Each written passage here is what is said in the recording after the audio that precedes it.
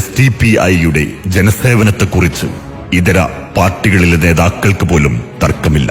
എത്ര താല്പര്യത്തോടു കൂടി കൈമൈ മറന്നാണ് നിങ്ങൾ പല ഭാഗത്തും ജോലി ചെയ്തെന്ന് കണ്ടിരുന്നു. കണ്ണുനീരോടെ ഞാൻ കൈകൂപ്പിയിരുന്നവർ.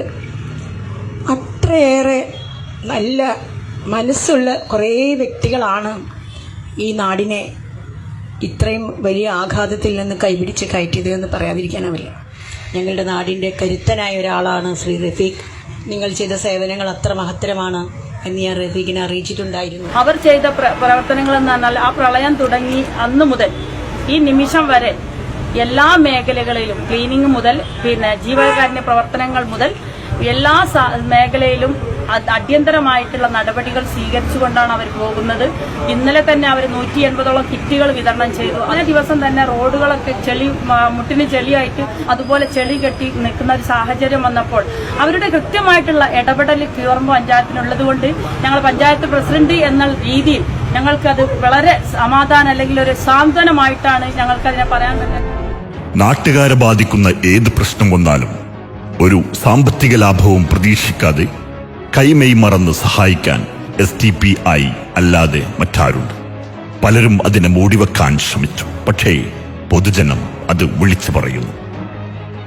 അത് വലിയൊരു അനുഗ്രഹമായി. നല്ല പണിയെടുക്കണവല്ലേ, ഭയങ്കര ഒരു വിശ്രമല്ലാത്ത പണി അങ്ങനെ എടുത്തതുകൊണ്ട് ഇവിടുത്തെ ആൾക്കാർ മരിക്കാതെ കഴിച്ചിലായി.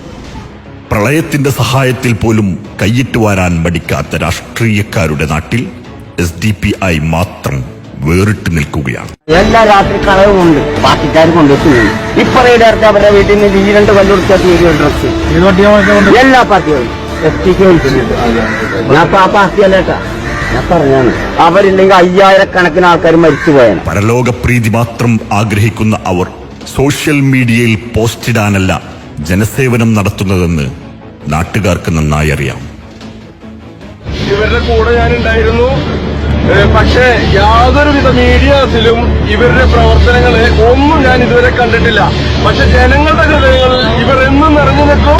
അള്ളാഹുവിന്റെ ഭാഗത്തുള്ള വലിയ അനുഗ്രഹങ്ങൾ മാത്രമായി ചെയ്യാണ്.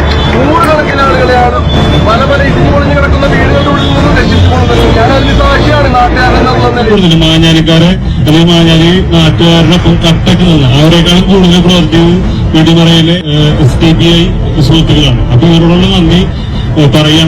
വളരെ സന്തോഷം. ഞങ്ങൾ ഇത്രയും പേര് സഹായിച്ച എല്ലാ പ്രവർത്തകർക്കും ഞങ്ങളുടെ സന്തോഷമുണ്ട്. മണ്ണിൽ ആണ്ടുപോയ പച്ച ജീവനുകളുടെ ജാതിയോ മതവോ നോക്കാതെ ഒരു അറപ്പും വെറുപ്പും കൂടാതെ മാന്തിയെടുത്ത് അന്തസ്സായി സംസ്കരിക്കാൻ മുന്നിൽ നിന്ന ആ ചെറുപ്പക്കാരെ വർഗീയവാദികൾ എന്ന് വിളിക്കുമ്പോൾ അവർ മറ്റു സമുദായക്കാരെ പള്ളിയിൽ കൊണ്ടുപോയി സംരക്ഷണം നൽകിയതിന് സാക്ഷ്യം പറയുകയാണ് മേജർ രവി.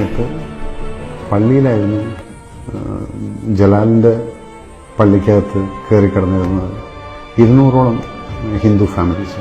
നിപ വന്നപ്പോൾ വിറങ്ങലിച്ചു നിന്നീ നാട്. കൊറോണ വന്നപ്പോൾ സ്തംഭിച്ചു പോയി നമ്മൾ. മയ്യത്ത് സംസ്കരിക്കാൻ പോലും പേടിച്ച് മാറി നിന്നവർക്ക് മാതൃകയായി സ്വന്തം ജീവൻ പണയം വെക്കാൻ തയ്യാറായവരാണവർ. ഈ നാട്ടിൽ ജനിച്ചു വളർന്നവർക്ക് ഒരു സുപ്രഭാതത്തിൽ പൗരത്വം നഷ്ടപ്പെട്ട് നാടുവിടേണ്ടി വരുമെന്ന് ഭീഷണിപ്പെടുത്തിയപ്പോൾ ആർജവത്തോടെ തെരുവിലിറങ്ങി സമരത്തിന് നേതൃത്വം കൊടുത്തപ്പോഴാണ് അവർ തീവ്രവാദികളായത്. ബാബരിപ്പള്ളി തകർത്ത് രാജ്യത്ത് സമാധാനം കെടുത്താൻ നോക്കിയവർക്കെതിരെ എല്ലാവരും മൗനം പാലിച്ച് മാറി നിൽക്കാൻ തുടങ്ങിയപ്പോൾ SDPIക്ക് അതിന് കഴിഞ്ഞില്ല. അതാണ് അവർ ചെയ്ത തെറ്റ്. പശുവിന്റെ പേരിൽ തെരുവിൽ മനുഷ്യരെ പട്ടിയെപ്പോലെ അടിച്ചു കൊന്നപ്പോൾ SDPI പ്രതികരിച്ചിട്ടുണ്ട്. ഹാദിയ എന്ന പെൺകുട്ടി ഇഷ്ടപ്പെട്ട മതം സ്വീകരിച്ചപ്പോൾ പ്രശ്നമുണ്ടാക്കിയവർക്കെതിരെ സുപ്രീം കോടതി വരെ നിയമയുദ്ധം നടത്തി നീതി വാങ്ങിക്കൊടുത്തതാണ് ഇക്കൂട്ടർ കണ്ട തെറ്റ്.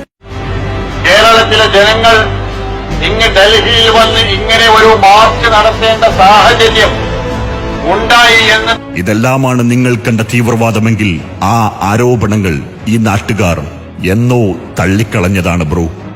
SDPI ജയിക്കുമെന്നാവുമ്പോൾ എല്ലാ കഥകൾ പടച്ചുണ്ടാക്കിയാൽ ജനം വിശ്വസിക്കുമെന്ന് കരുതിയോ നിങ്ങൾ? ഒരു കാര്യം ഉറപ്പ്, SDPI സ്വർണ്ണക്കടത്തിന്റെ പേരിൽ ജയിലിലായിട്ടില്ല. ജ്വല്ലറി തട്ടിപ്പോ പാലം അഴിമതിയോ നടത്തി ജയിലിൽ പോയിട്ടില്ല. പീഡനക്കേസിൽ പ്രതി ചേർത്തിട്ടില്ല. മദ്യപാനത്തിന്റെ പേരിലോ പണം തട്ടിയെടുത്തതിന്റെ പേരിലോ നാട്ടിൽ ചീത്തപ്പേരുണ്ടാക്കിയിട്ടില്ല. പൊതുജനം നിങ്ങളെ ഇത്തവണ പുറം തള്ളുക തന്നെ ചെയ്യും.